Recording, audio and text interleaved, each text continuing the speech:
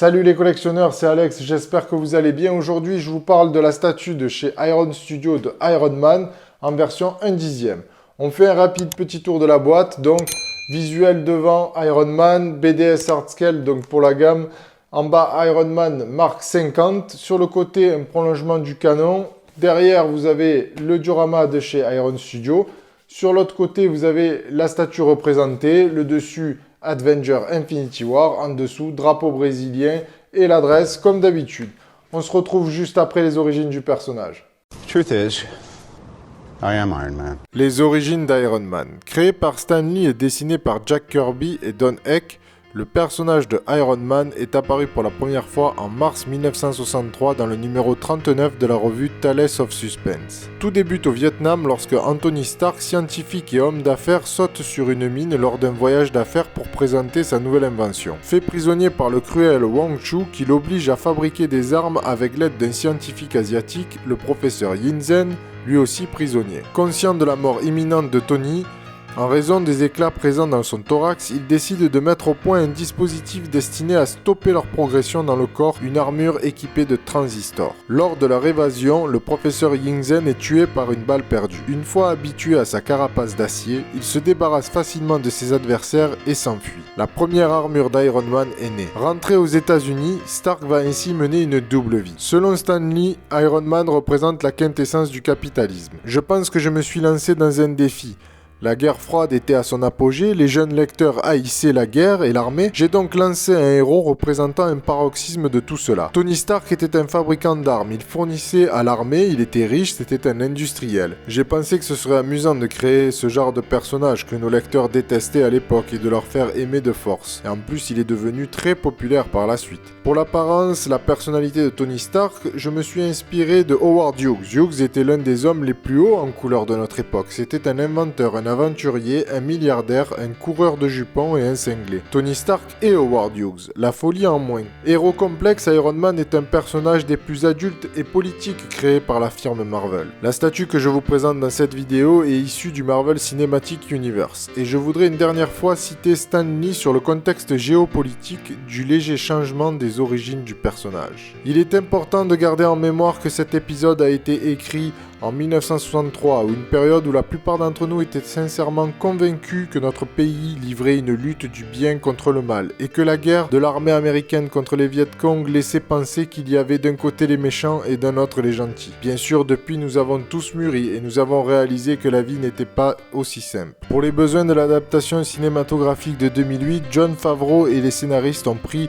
le parti de transposer ce conflit asiatique dans le cadre plus actuel du Moyen-Orient, la guerre du Golfe, en nous offrant le premier film du MCU avec dans le rôle titre Robert Downey Jr. dans la peau du milliardaire en armure. Voilà la statue donc exposée. Alors là, comme elle est ici, elle mesure 31 cm. Je ne l'ai pas mis sur le socle qu'ils vous fournissent, donc vous avez un deuxième socle noir ici, avec derrière la photo du personnage, donc vous gagnez à peu près 8 mm, allez 1 cm avec ce socle là. Moi je les expose sans les socles, il n'y a pas de problème de stabilité si vous la mettez comme ceci.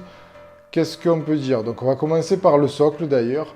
Le socle, donc c'est pas le même forcément que les autres que je vous ai présentés de Infinity War, parce que ici on est sur Titan, les autres c'était au niveau du Wakanda. Donc sur Titan on a des briques, c'est joli, c'est simple quand même, c'est pas ouf non plus, hein. Vous avez les poutres ici qui ressortent, donc on est sur un socle qui est voilà, joli. On va dire qu'il prête bien à la pose de Iron Man. Alors ensuite, on va remonter au niveau des pieds, il y a de la salissure sur le dessus. C'est joli, mais c'est pas non plus exceptionnel. Et c'est le problème de cette statue. Quand on remonte encore, voilà, au niveau des tibias, au niveau des genoux, au niveau des cuisses, c'est là où on commence à voir que le paint, il n'est pas si exceptionnel que ça. Surtout cette armure, qui est quand même une armure qui est vraiment super top.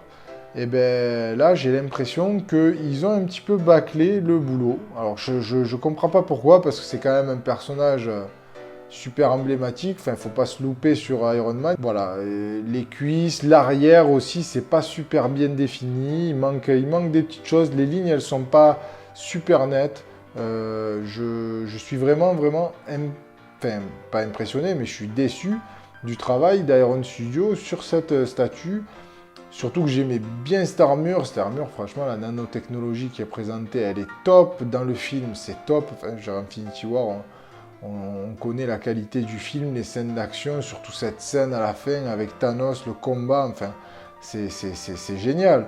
Et là, on a des qualités au niveau, voilà, au niveau des côtes, au niveau du torse, c'est pas super. Alors par contre aussi, au niveau, il n'y a pas de light-up comme sur la War Machine.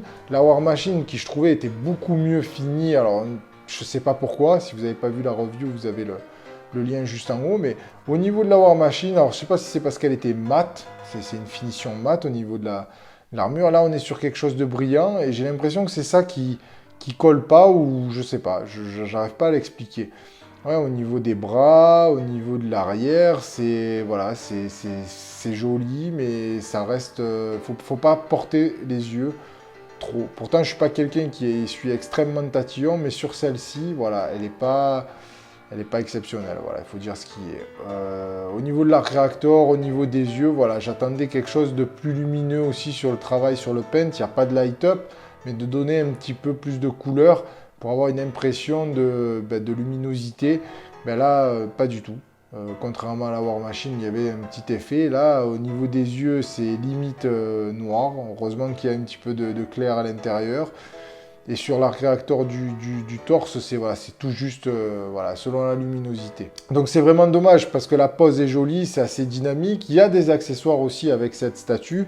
Vous avez un canon répulseur ici pour le bras gauche. Et vous avez une épée ici pour la main droite. Bon, le canon répulseur, je ne suis pas fan du tout. C'est pas mon truc. Donc je préfère la main ouverte là comme ceci. Au niveau du canon, je vais vous montrer ce que ça donne. Mais bon, enfin moi je j'accroche pas trop à ça. Autant j'aime bien l'armure. Donc vous pouvez le mettre comme ça par exemple. Point fermé, donc point droit fermé et le bras gauche avec ce canon. Ce canon ça me fait un peu penser à comme s'ils avaient voulu faire un peu comme Cobra, mais version Marvel. Et puis j'ai pas eu l'habitude moi de connaître l'armure de Tony comme ça. Je suis plus dans les années 80, 90 au niveau d'Iron Man, donc on n'était pas encore dans des ultra évolutions d'armure, bien que là j'aime beaucoup. Et vous avez donc sur le bras, enfin sur la main droite, vous mettez donc voilà, l'épée lors du combat final avec Thanos.